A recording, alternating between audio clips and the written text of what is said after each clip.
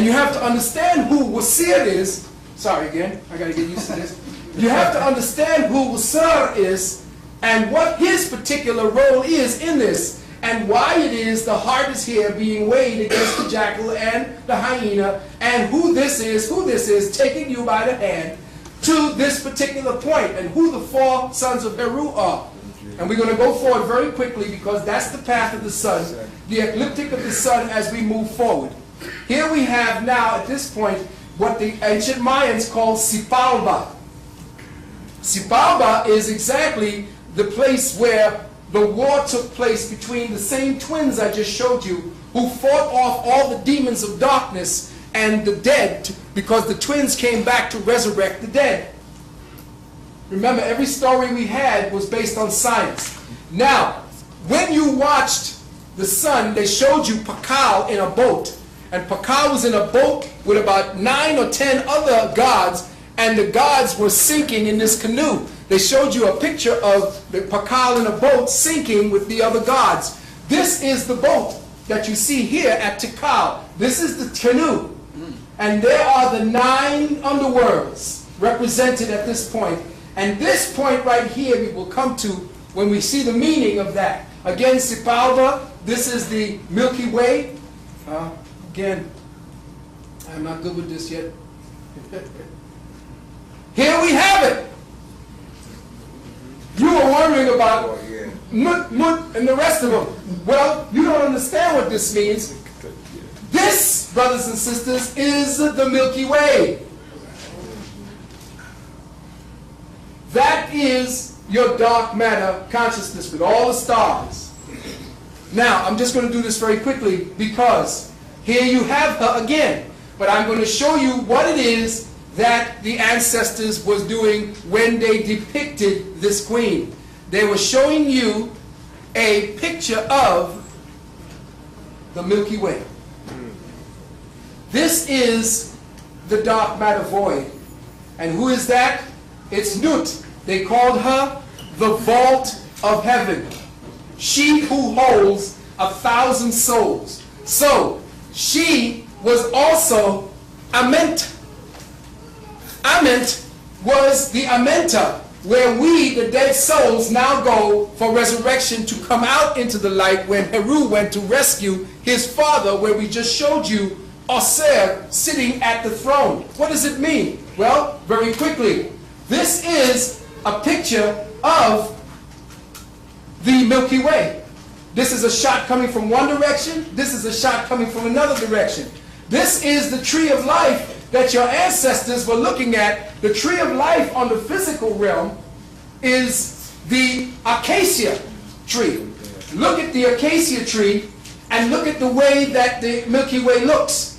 When your ancestors said the acacia was the tree of life on the physical realm, they were looking at this particular shot and saw it directly reflected up as the Milky Way. Here's another shot of the Milky Way, and look at another shot of the acacia trees. You are looking at what your ancestors saw in there. This is what they put in their consciousness. Not the shit from Disney. This is what they were using as part of their mind, their mental framework. Very quickly, look at the Nile. The Nile also represented the Milky Way, or at least Amenta, because remember, Amenta was supposed to be on the west side of the Nile, if I'm not mistaken. That's what they called it, but again, that's them playing with your mind. Because again, everything was based on the cryptic knowledge of the ancestors, and everything was dealing with astronomy. So there's the Milky Way. Here is your estuary. Here is the Mediterranean Sea. But remember, this thing flowed the other way at one time. It didn't flow this way. It flowed this way. When the Earth shifted and did a polar shift, it began going back in this direction. Very quickly, this is the Mayan tree of life. And here's a shot down by Australia of the Milky Way. Look at the conform and look at the formation. Your ancestors knew exactly what time it was. Look at the Jed column and look at the Jed column. Everything represented the time frame that we are now about to meet up with. Look at this. Here is the tree of life. This is a real picture. Because look at the city here. This is the real picture of where we're headed as a species. This is again Pakal, the sun. And I'm going to speak on that. Here is the cosmic tree of life according to Kabbalah. Look at the convolutions taken.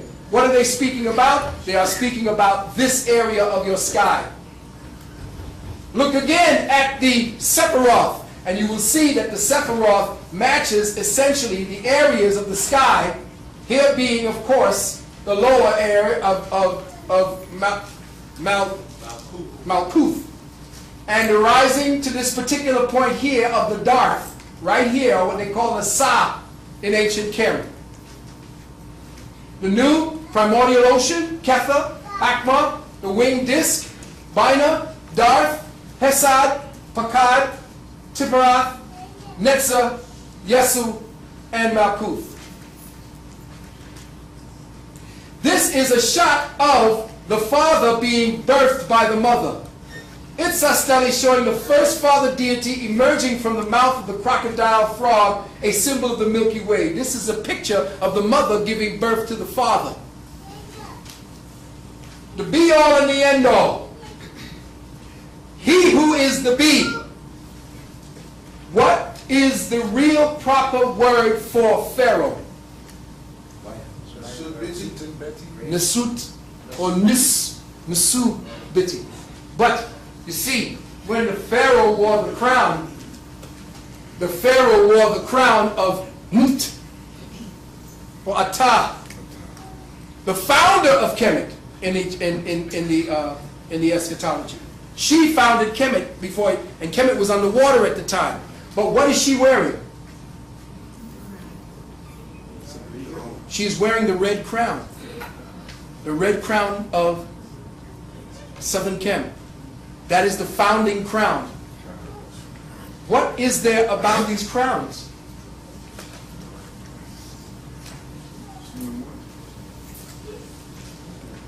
What is there about these crowns, brothers and sisters? Hope stolen. We're not looking. Let me go back to you. What did I say was the name of